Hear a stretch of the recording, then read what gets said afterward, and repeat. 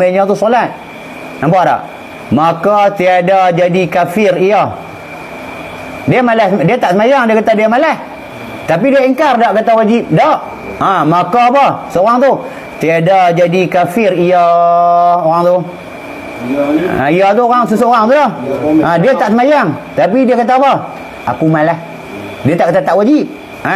Tiada jadi kafir ia, tetapi ada istirah. Apa dia istirah tu? Tetapi dosa besar, berdosa besar ia. Tetapi dosa besar orang tu. Dia tak sembahyang kerana apa? Kerana malas. Tapi dia tak nafi. Kalau dia nafi jadi apa? Kalau dia nafi jadi kafir murtad. Ni dia tak nafi, dia malas lah. Maka berdosa besar. Orang berdosa besar ni hukum apa? Fasik. Boleh tak jadi wali nikah? Tak boleh. Boleh tak jadi saksi nikah? Tak boleh. Orang yang pernah meninggalkan sembahyang melebihi, sengah dia kata buat apa dia mengekalkan dosa besar, buat dosa besar melebihi 3 kali.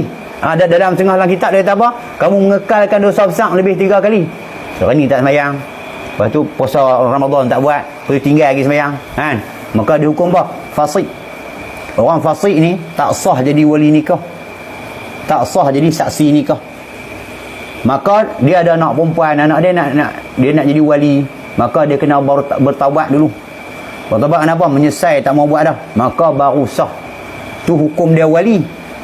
Kalau saksi setelah dia bertaubat, edah dia setahun. Baru dia jadi saksi nikah pula. Kalau wali edah dia setahun.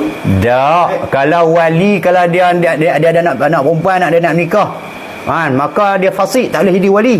Maka kalau dia jadi wali lah, dia kena bertaubat.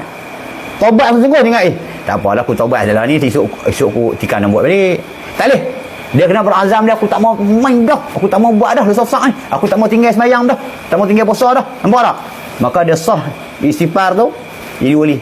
Tapi kalau saksi dalam kitab fiqh, dia bertaubat tahu mana pun, edah ada setahun, dia dah tarikh dia taubat.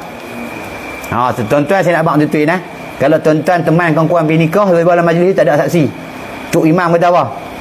Ni kawan saya ada saksi, ataupun kita anak tonang kata apa? Ambil kita ada saksi. Ingatlah kalau kita ni ada pernah buat dosa fasik, jangan jadi saksi. Pernah tinggal sembahyang, walaupun taubat dah, tapi edah tak sampai, jangan. Tak sah nikah tu. Jangan tanggungjawab. Bahaya dia saksi ni, kan mudah weh. Saksi ni berat pada wali.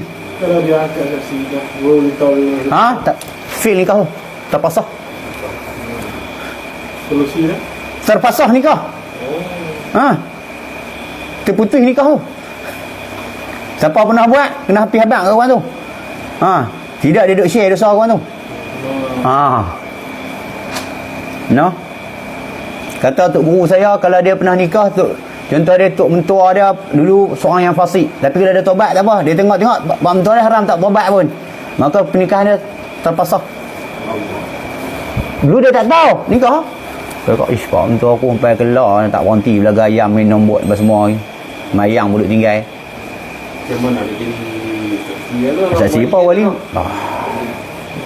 Tak tobat lah. Jam ada. Kalau sebenarnya dia kata ayah tobat dah. Ya tobat itu tapi selang 3 minggu berasa nak main pula. Tak apa satu sah. Tu sah. Dia kata kalau kata ayah dah hampa nak nikah sangat, ayah buat bilah. Kena akad nikah lain. Dia panggil apa pernikahan tu? Anak yang dapat tu wati syubhah. Kalau terus lagi di zina. Masa